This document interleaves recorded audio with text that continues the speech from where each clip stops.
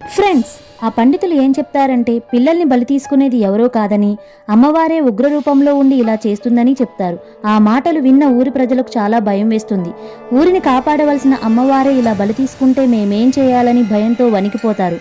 అప్పుడు పండితులు కంగారు పడవద్దని, ఈ సమస్యకు పరిష్కార మార్గం ఉందని చెప్తారు.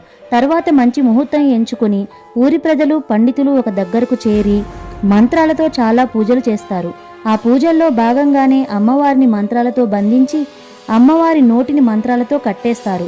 మంత్రాల శక్తి వలన అమ్మవారు నోరు తెరవలేదు. ఆ తర్వాత శాంతి పూజలు చేసి శాంతించిన అమ్మవారిని తమ ఊరికి గ్రామదేవతగా కాచి కాపాడమని వేడుకుంటారు.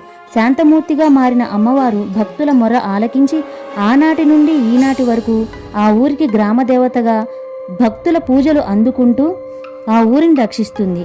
ఫ్రెండ్స్, ఇది ఒక నిజమైన చరిత్ర. ఆ ఊరి పేరు కుముదవల్లి, ఆ అమ్మవారి పేరు కంచాలమ్మ.